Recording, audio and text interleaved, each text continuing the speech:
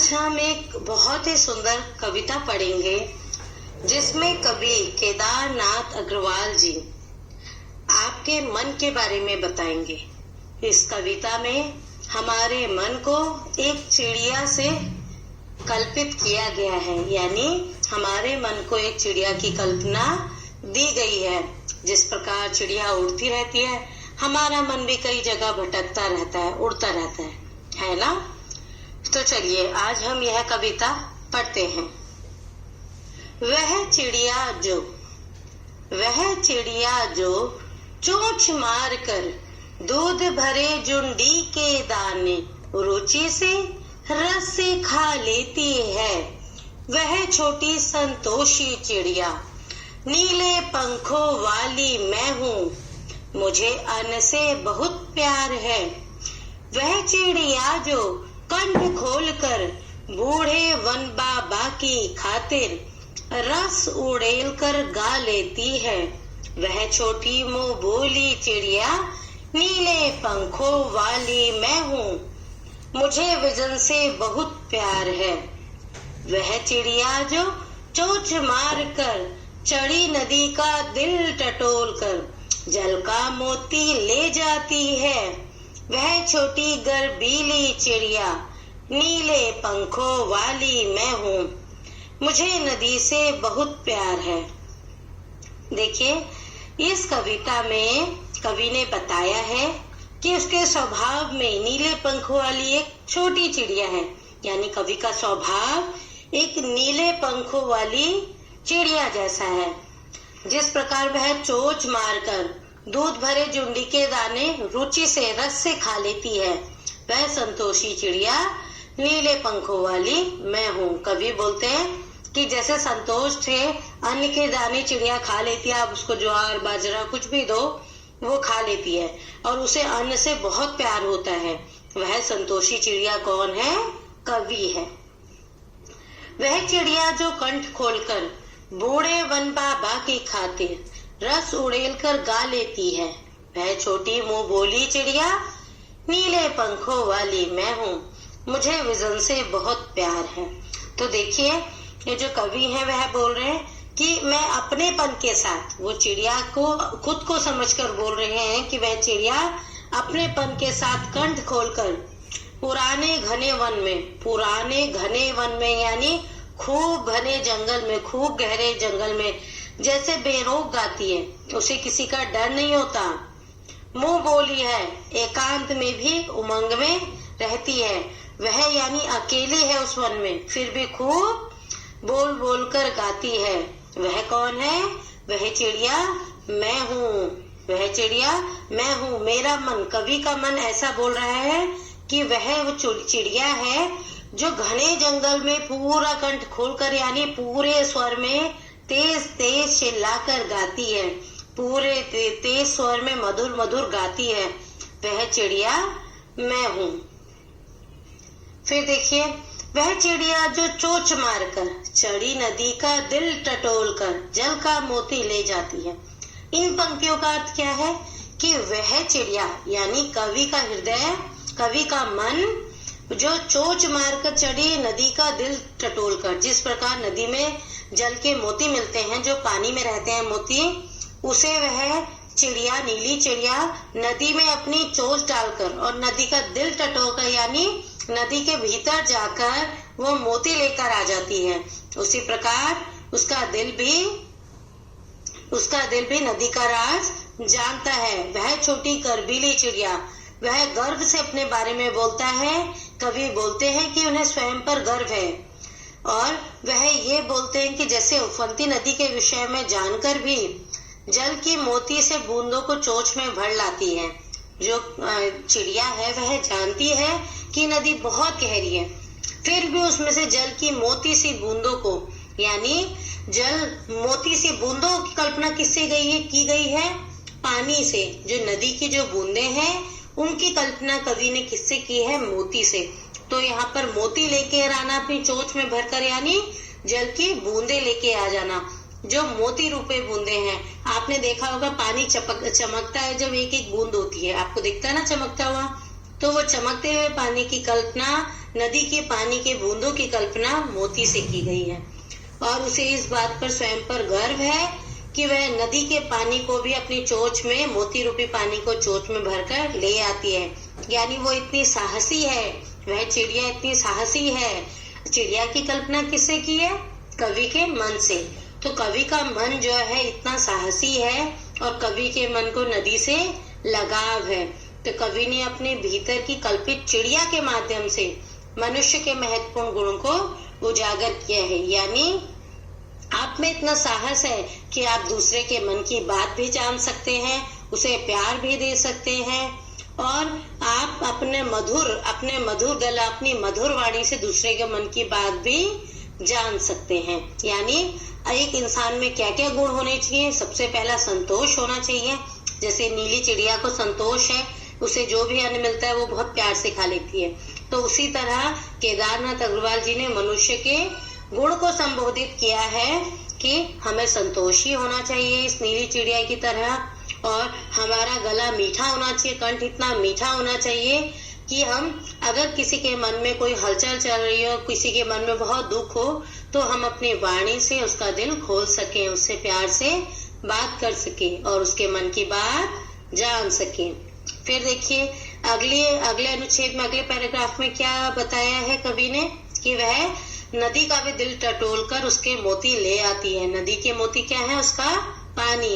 इसी प्रकार वह भी बोलते हैं कि हम सब में ये हिम्मत है, हम सब में ये साहस है कि हम दूसरों के हृदय की बात भी अपने प्यार से जान सके और अपने हृदय को भी विशाल बना सके। और हमें प्रकृति से, नदी से, पेड़ पक्षी, प्रकृति से खूब प्यार करना चाहिए। तो यह संदेश केदारनाथ अग्रवाल जी इस चिड़िया के माध्यम से देना चाहते हैं। तो ये थी केदारनाथ अग्रवाल जी की कविता। अब मैं आपको केदारनाथ अग्रवाल जी के बारे में जरा कुछ बताऊंगी, जिससे आप उनके जीवन के बारे में जान पाएंगे। केदारनाथ अग्रवाल जी का जन्म बांदा जिले के कमासिन गांव में 1 अप्रैल 1911 ईस्वी को हुआ था। यह सरकारी वकील भी रहे और केदारनाथ जी प्रगतिशील काव्य धारा के एक प्रमुख कवि थे।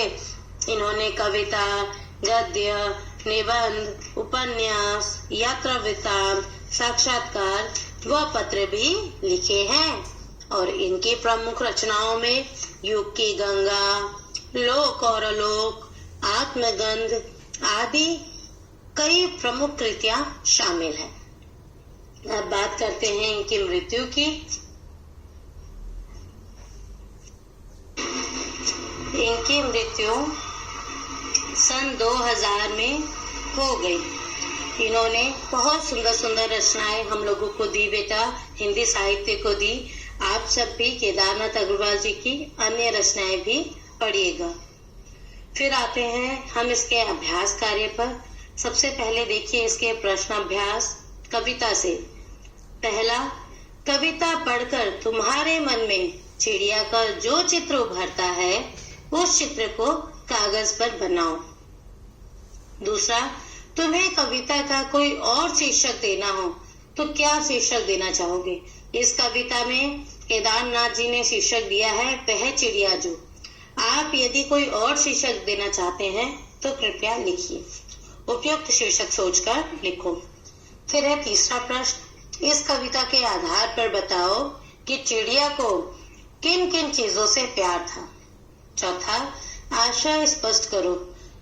क, रस उड़ेल कर गा लेती है। ख, चढ़ी नदी का दिल टटोल कर जल का मोती ले जाती है। इनका अर्थ स्पष्ट कीजिएगा, भाव स्पष्ट कीजिएगा, ठीक है। फिर है अनुमान और कल्पना। क, कवि ने नीली चिड़िया का नाम नहीं बताया है, वह कौन सी चिड़िया रही होगी? इस प्रश्न का उत्तर जानने के लिए पक्षी विज्ञानी सालिम अली की पुस्तक भारतीय पक्षी देखो। इनमें ऐसे पक्षी भी शामिल हैं जो जाड़े में एशिया के उत्तरी भाग और अन्य ठंडे देशों से भारत आते हैं। उनकी पुस्तक को देखकर तुम अनुमान लगा सकते हो कि इस कविता में वर्णित नीली चिड़िया शायद इनमें से कोई एक रही होगी। कुछ नाम दिए हैं नीचे। नीलकंठ, छोटा किलकिला, कबूतर, बड़ा पतरिंगा। फिर है दूसरा प्रश्न, नीचे कुछ पक्षियों के नाम दिए गए हैं, उनमें यदि कोई पक्षी एक से अधिक रंग का है तो लिखो कि उसके किस हिस्से का रंग कैसा है। जैसे तोते की चोंच लाल है और शरीर हरा है। इसी प्रकार आपको मैना, कौवा, बतख, कबूतर इन सब के बारे में लिखना है। फिर है तीसरा प्रश्न, कविता का हर बंद वह चिड़िया जो से शुरू होता है और मुझे बहुत प्यार है पर खत्म होता है। तुम भी इन पंक्तियों का प्रयोग करते हुए अपनी कल्पना से कविता में कुछ नए बंद जोड़ो। ठीक है। फिर है प्रश्न 4, तुम भी ऐसी कल्पना कर सकते हो कि वह फूल का पौधा जो पीली पंखुड़ियों वाला महक रहा है मैं हूँ, उसकी विशेषताएं मुझ में है। फूल के बदले वह कोई दूसरी चीज भी हो सकती है जिसकी विशेषताओं को गिनाते हुए तुम उसी चीज से अपनी समानता बता सकते हो। ऐसी कल्पना के आधार पर कुछ पंक्तियां लिखो। फिर हम आते हैं भाषा पर और करते हैं भाषा की बात। क, पहला, पंखों वाली चिड़िया। कैसे पंखों वाली? नीले पंखों वाली चिड़िया। ऊपर वाली दराज, सबसे ऊपर वाली दराज। यहाँ रेखांकित शब्द विशेषण का काम कर रहे हैं। नीले पंखों वाली और सबसे ऊपर वाली विशेषण का काम कर रहे हैं। ये शब्द चिड़िया और दराज संज्ञाओं की विशेषता बता रहे हैं। अतः रेखांकित शब्द विशेषण है और चिड़िया दराज विशेष्य है। यहाँ वाला वाली जोड़कर बनने वाले कुछ और विशेषण दिए गए हैं। ऊपर दिए गए उदाहरणों की तरह इनके आगे एक एक विशेषण और जोड़ो। मोरों वाला बाग, पेड़ों वाला घर, फूलों वाली क्यारी, स्कूल वाला रास्ता, हंसने वाला बच्चा, मूंछों वाला आदमी। तो इन सब के आगे एक एक विशेषण जोड़ो। फिर है दूसरा, वह चिड़िया डैश जुंडी के दाने रुचि से डैश खा लेती है। वह चिड़िया डैश रस उड़ेल कर गा लेती है। कविता की इन पंक्तियों में मोटे छापे जाने वाले शब्द जैसे रुचि से और रस उड़ेल कर को ध्यान से पढ़ो। पहले वाक्य में रुचि से खाने के ढंग की ओर और दूसरे वाक्य में रस उड़ेल कर गाने के ढंग की विशेषता बता रहे हैं। अतः ये दोनों क्रिया विशेषण हैं। नीचे दिए वाक्यों में कार्य के ढंग या रीति से संबंधित क्रिया विशेषण छाटो। सोनाली जल्दी जल्दी मुंह में लड्डू ठूसने लगी। कैसे ठूसने लगी? जल्दी जल्दी। तो इसमें आपको जल्दी जल्दी रीतिवाचक क्रिया विशेषण बताया है। जहां पर आपको कैसे का बोध हो वह रीतिवाचक विशेषण होता है। क्रिया विशेषण रीतिवाचक क्रिया विशेषण होता है। दूसरा, गेंद लुढ़कती हुई झाड़ियों में चली गई। कैसे? लुढ़कती हुई, बिल्कुल। तो यह क्रिया विशेषण है। फिर भूकंप के बाद जनजीवन धीरे धीरे सामान्य होने लगा। कैसे होने लगा? धीरे धीरे। तो यह धीरे धीरे रीतिवाचक क्रिया विशेषण है। फिर कोई सफेद सी चीज धप से आंगन में गिरी। कैसे? धप से, बिल्कुल सही। फिर टॉमी फुर्ती से चोर पर झपटा। तेजिंदा सहम कर कोने में बैठ गया। आज अचानक ठंड बढ़ गई है। तो कैसे? आप इन शब्दों में मैंने आपको बताया कि कैसे का बोध जहां पर हो या जहां पर कोई काम करने का ढंग या रीति बताई जा रही हो वह रीतिवाचक क्रिया विशेषण होता है। तो इसे पूरा कीजिएगा। बस आज के लिए इतना ही। फिर मिलते हैं अगले पाठ के साथ। धन्यवाद।